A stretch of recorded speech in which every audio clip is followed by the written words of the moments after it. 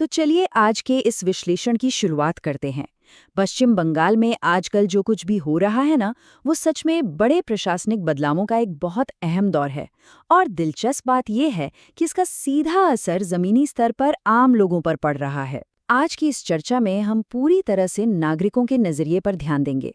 हम देखेंगे कि कैसे सरकार के फैसले एक तरफ कुछ लोगों के लिए दिन रात का संघर्ष बन गए हैं, तो वहीं दूसरी तरफ कुछ लोगों के लिए सालों के इंतजार के बाद एक बड़ी राहत लेकर आए हैं। आज के इस विश्लेषण में हम मुख्य रूप से इन 4 पहलुओं पर बात करेंगे। पहला, जमीनी आवाजें। दूसरा, जाति प्रमाण पत्रों की एक विशाल समीक्षा। तीसरा, व्यवस्था में हो रहे बड़े बदलाव। और चौथा, नौकरी की तलाश कर रहे युवाओं के लिए एक नई उम्मीद। तो चलिए सबसे पहले बात करते हैं जमीनी आवाज़ों की, खास तौर पर 7 पॉइंट पार्क स्ट्रीट पर जो सीधा टकराव देखने को मिला है। सड़कों पर इस वक्त जो डर और गुस्सा है, उसे समझना बहुत जरूरी है। जरा इस बात पर गौर कीजिए। एक प्रदर्शनकारी ने साफ कहा, हर किसी को सम्मान के साथ जीने का अधिकार है। एक सुप्रीम कोर्ट का फैसला है कि आप अनियमित संपत्ति पर बुलडोजर कार्रवाई शुरू नहीं कर सकते। ये महज कोई बयान नहीं है, ये उन आम लोगों का सीधा डर है जिन्हें लग रहा है कि बिना किसी उचित कानूनी प्रक्रिया के उनके घरों को निशाना बनाया जा रहा है। और देखा जाए तो ये डर बेबुनियाद भी नहीं है। जमीनी स्तर से कुछ बहुत ही गंभीर शिकायतें सामने आ रही हैं। लोगों का कहना है कि पुलिस ने बिना किसी उकसावे के लाठीचार्ज किया। इसके साथ ही एक खास समुदाय के अंदर ये खौफ बैठ गया है कि उन पर जानबूझकर बुलडोजर एक्शन लिया जा रहा है।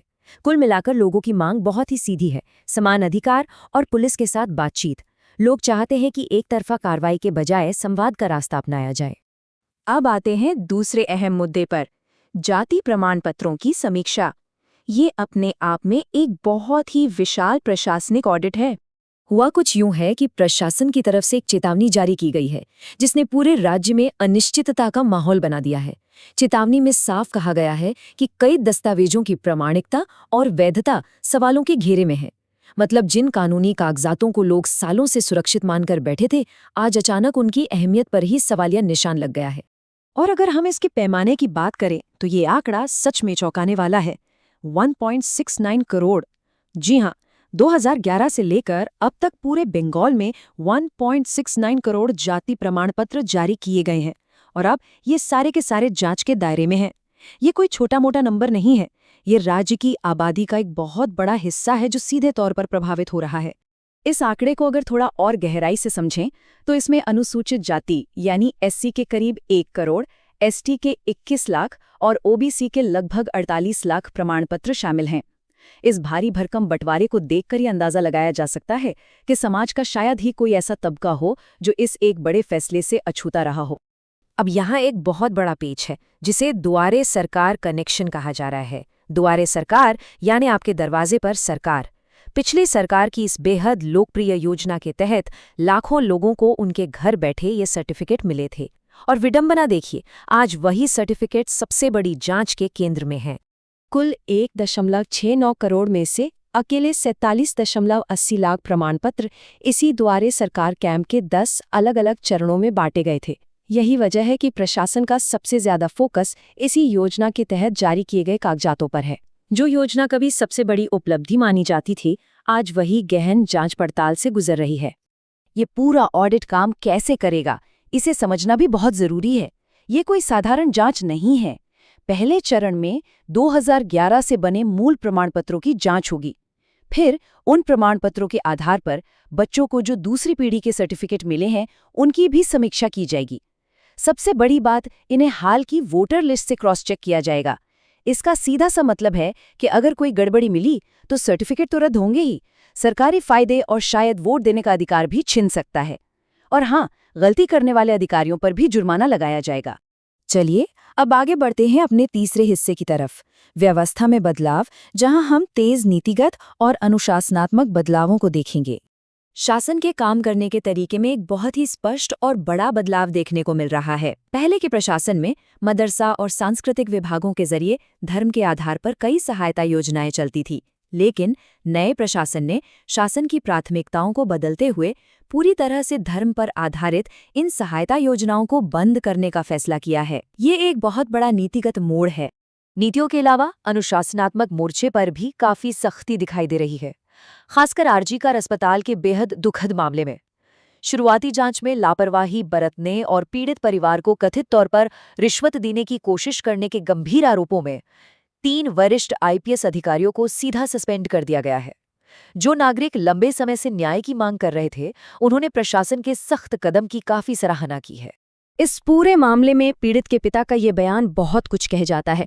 उन्होंने कहा, तीनों आईपीएस अधिकारियों ने पहले दिन से ही इसे छिपाने की कोशिश की। मैं इस कदम के लिए नए मुख्यमंत्री को धन्यवाद देता हूं। जब सिस्टम के सबसे ऊंचे स्तर पर इस तरह की जवाबदेही तय होती है तो कहीं न कहीं आम इंसान का न्याय व्यवस्था में भरोसा फिर से कायम होने लगता है। और ये ही हमें हमारे चौथे और आखिरी पहलू की तरफ ले जाता है, नौकरी चाहने वालों के लिए उम्मीद। हम देखेंगे कि कैसे जनता दरबार में आम लोगों को असल में राहत मिल रही है। कॉन्ट्रैक्ट पर काम करने वाली नर्सों का ही उदाहरण ले लीजिए। 2019 में आखिरी बार स्थायी भर्ती हुई थी। उसके बाद 2023 से लेकर 2025 तक इन लोगों ने बिना किसी स्वास्थ्य लाभ के सिर्फ संविदा कर्मचारी के तौर पर काम किया और अब 2026 में जाकर आखिरकार इनकी फाइलें नए प्रशासन तक पहुंची हैं।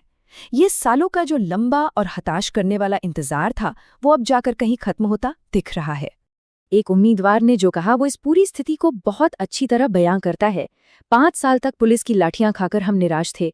आज सरकार के मुखिया ने हमें समय दिया, हम राहत महसूस कर रहे हैं। जरा सोचिए, जो प्रशासन एक तरफ कुछ लोगों के लिए भारी चिंता का कारण बना हुआ है, बिल्कुल वही प्रशासन इन हताश युवाओं की आंखों में खुशी के आंसू और एक नई उम्मीद लेकर आया है। जनता दरबार में इस तरह की कई अहम शिकायतें सुनी जा रही हैं। संविदा नर्सें समान काम के लिए समान वेतन की जायज़ मांग कर रही हैं। इसके अलावा टेट यानी कि टेट पास कर चुके उम्मीदवार जो सालों से अटके पड़े थे, तत्काल भर्ती की मांग कर रहे हैं। प्रशासन ने उनकी फाइलें सीधे ली हैं और भविष्य की सभी भर्तियों में पूरी पारदर्शिता का साफ वादा किया है। अपनी बात सीधे ऊपर तक पहुंचा पाना इन लोगों के लिए एक बहुत बड़ी राहत है। तो इन सब बातों को समेटते हुए हम आते हैं अपने निष्कर्ष पर। एक बदलता परिदृश्य और सत्ता परिवर्तन की ये दोहरी सच्चाई। अगर पूरे हालात को एक साथ रखकर देखा जाए तो एक बिल्कुल ही दोहरी तस्वीर नजर आती है।